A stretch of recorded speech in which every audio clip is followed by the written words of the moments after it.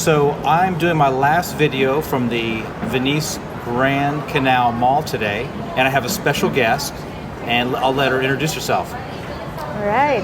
Thank you. I'm Rita Gudino, and I'm a professor at the University of the Philippines College of Fine Arts. That's awesome. Where's that located? That's located in Diliman, Quezon City. Okay. And then also, I'm a potter, a ceramic artist, and I set up a studio together with my husband called Tahanan Pottery Studio. And that's located in Quezon City as well. How long has your studio been open? Well, the studio just reopened 2018. Okay. And how long have you been at the college? The same age as Ariana Grande. Same age as what? As Ariana Grande. Do you know her? No. Oh, she's a pop singer, very popular among the kids.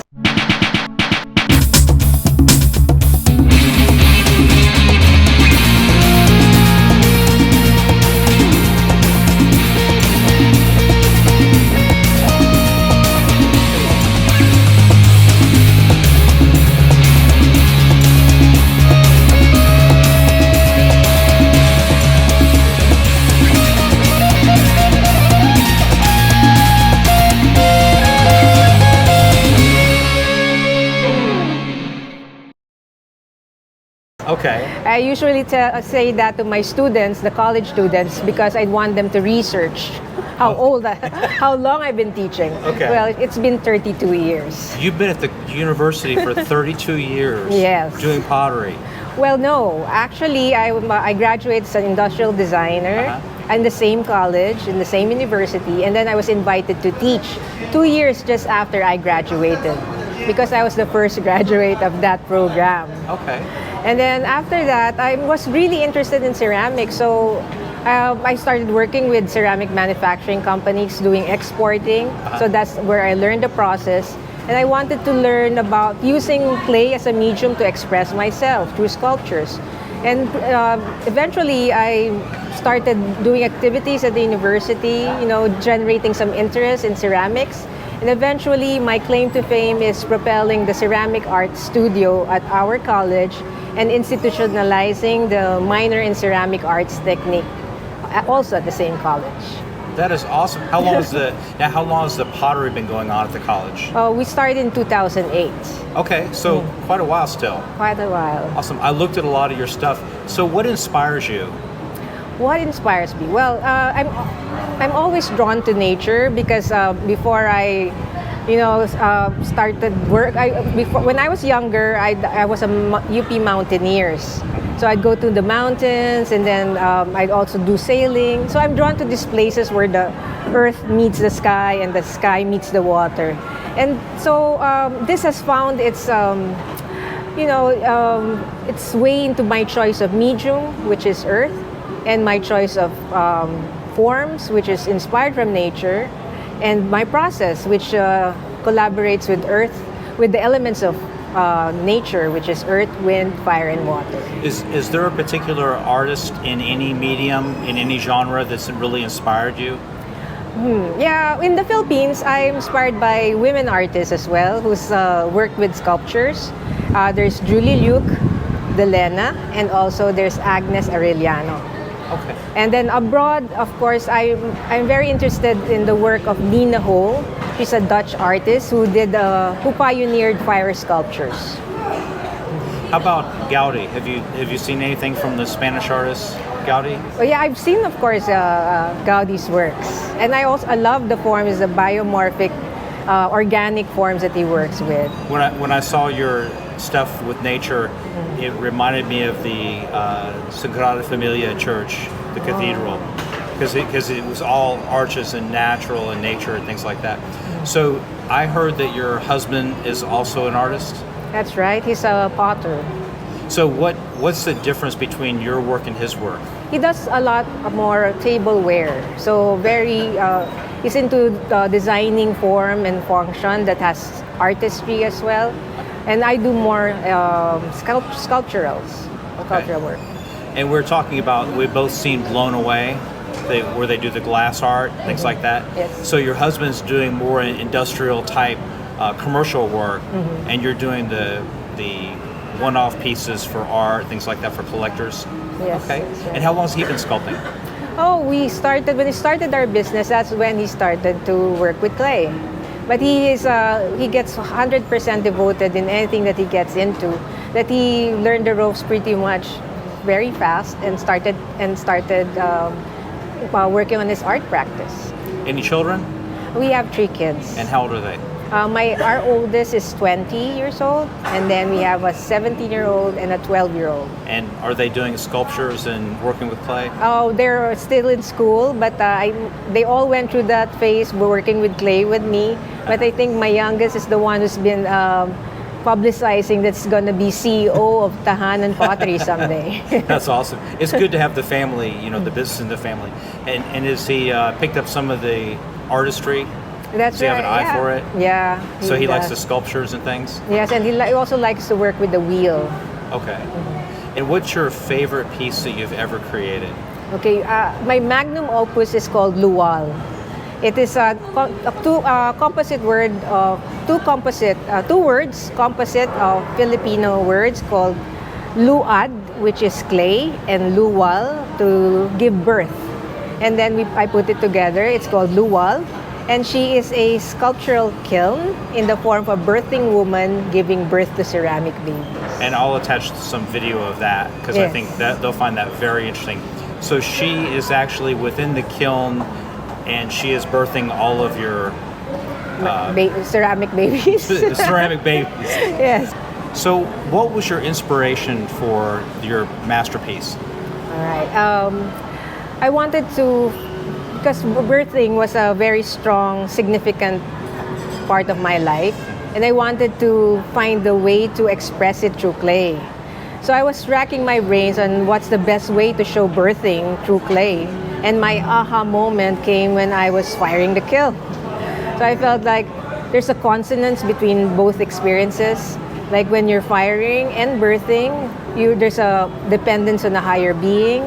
Like you want to make sure that your baby comes out all right, or your pots come out all right. There's a lot of labor that goes through in both experiences, and then there's also dependence on other people to make it happen safely and secure. So for me, there's both birthing and firing there's a lot of anticipation. There's also apprehension, and I think that was the best way to put together that idea of birthing into a kiln of a birthing woman. So if someone was coming to the Philippines for the very first time, what places would you recommend that they see? Okay, the Philippines has plenty of islands, and the best way to see the Philippines is to see the beaches first. So I could recommend a number of beaches that me and my family go to whenever we have the time. So what's the number one beach? Number one beach is El Nido. Okay. That's in Palawan. It's paradise. And then there's also Boracay and Bohol. These are really beautiful beaches. Those are the 3 that everybody recommends. Yes. I hear on every list. They say Palawan is the place to go. No, I haven't been yet, but every video I see, Palawan, go to Palawan. That's probably going to be my last one I end up going to. I'll probably stay there forever. How about other places besides the beaches? Is there anything to really see or do or that you would really recommend? Well, going to the mountains up in Sagada, it's also a wonderful way to see the beauty of the nature of Philippines. So I recommend going to see the rice terraces, and also there's a lot of culture, indigenous cultural things to see there, like the hanging coffins. The way we've So any place else you'd recommend or you can tell me about? Well, there's this one place that I've been to. It's called Camiguin Island. And it's off Cagayan de Oro, which is in Mindanao, but it's a safe place there. It's just a small island, but it has like 7 volcanoes, dormant, don't worry. But what makes the island so beautiful is because of these volcanoes. So they have different coves with different colors of sand. So one cove would be black, the other cove will be white, the other cove will be pink, and the other cove will be brown. And then you will see the ruins of the past eruptions. Like there would be just off the coast is a cross, which is the only part of the church remaining to be seen above the water.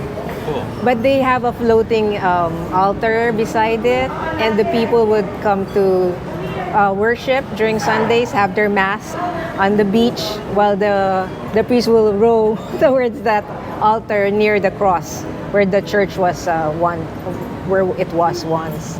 Do you ever mix any media in your pottery like that, like volcanic pieces or anything like that? Yeah, I do. In fact, when there's a volcano eruption, I'm the next day I'm out and trying to get ash for my glazes. Okay, that's cool. So you can harvest from a lava flow and put that within the pottery kind of mixed media thing. That's really interesting. Do you have anything like that that I can photograph? Right now, no. No? Okay. No, sorry. Okay. Well, I'm going to check it out. I'm going to show a bunch of your pottery on video and pictures for everybody. And I appreciate the interview. Thank you so much.